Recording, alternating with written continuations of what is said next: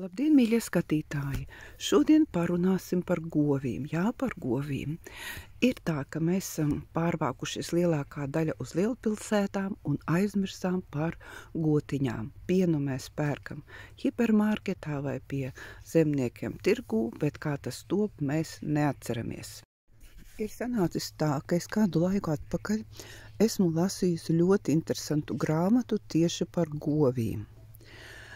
Tas bija oficiāls pētījums, tas nebija kaut ko uzrakstīts. Ja? Un pilnībā bija izskaidrots, kāpēc daudzas tautas šo lopu, kas ir bieži sastopams mūsu mājās, sauc par svēto. Tātad govs ir lielops, kas pārsvarā dzīvo mājās. Ir arī savvaļas govis. Lielopu mātīti sauc par govi, bet tēviņu par bulli. Ja? Tā kā zināšanai, bet es domāju, to jūs paši zināt. Bet ko es izlasīju interesantu, kas man likās saistoši, kāpēc es nolēmu ar jums padalīties. Jo, redziet, vienām govīm ragi ir uz augšu, otrām uz sāniem, trešām uz leju.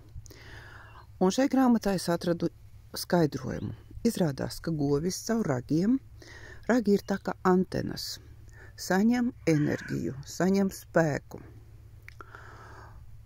Un atkarībā no tā, no kurienes kādā veidā tiek saņemts šis spēks, arī attiecīgai govī ir ragi, vai nu aug uz augšu, vai aug uz leju, vai aug uz sāniem.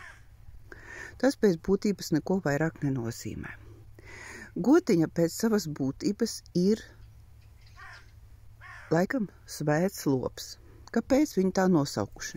Tāpēc, ka gotiņa pilnībā atdodas savam saimniekam. Gotiņa tiek izmantota 100%.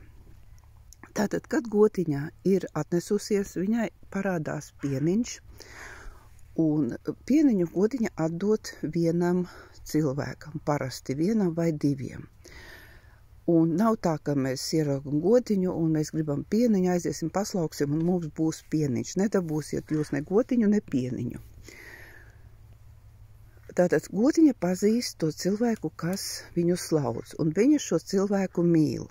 Un jūs noteikti esat pamanījuši, ka tad, kad slauc govi, gotiņa it kā atgremo barību, kustina žokļus. Šajā laikā gotiņai izdalās mīlestības hormons. Un šis hormons ar pieniņu, tā jūs redzat pašlaik ekrānos, kā viņa gremo, ja? Šis hormons nokļūst pienā, kuru saimniece vai saimnieks slauc. Un tāpēc mūsu senči teica, ja tu esi saslimis, tad tev jācer svaigs, silts pieniņš, pat taisno tieši no gotiņas. Jo tad tu izārstēsies pat no ļoti nopietnām slimībām. Pēc tam pārstrādātais piens vairs nav tik ļoti veselīgs. Viņš ir labs, bet viņš nav tik ļoti veselīgs, kā tikko no gotiņas izslaugts.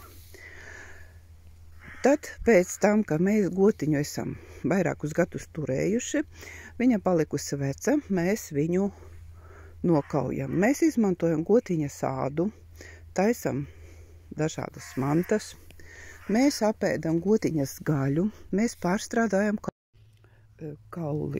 Arī tiek izmantoti. Tas sanāk, ka gotiņa 100% tiek izmantota. Tāpēc to sauc par svēto.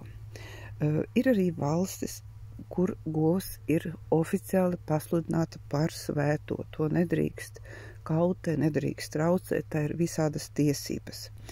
Senos hinduistu tekstos ir stāstīts par svēto govi Surabhi, kas varēja izpildīt vēlēšanos. Uzskata, ka šīs gotiņas, tās Surabhi daļiņas, ir katrā govī, kas dzīvo uz zemes.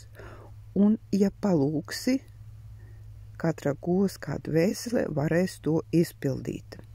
Tāpat hinduismā, lai nokļūtu debesīs, ir jāpārpeld pāri upei, bet izdarīt to var tikai ar govs palīdzību, turoties pie tās astes. Stāstu par gotiņām ir daudz un dažādi, bet tie ir mūsu mājas lopi, par kuriem ir jārūpējas, kurus jāmīl un kuri par mūsu. Jā, mīlēt vajag visus lopiņus, kas mums ir, to mēs arī zinām, un gotiņas arī tāpat. Ja jūs gribat izlasīt šo grāmatu, tad meklējiet bibliotēkā. Ja es nemaldos, tad oriģinālā valodā, kur tā tika sarakstīta, bija vācu valoda. Bet to ir jāpameklē. Tātad gotiņas ir mūsu blakus un viņas rūpējas par mūsu veselību, mūsu labklājību un lai mums viss būtu labi. Paldies par uzmanību, lai jums labi klājas!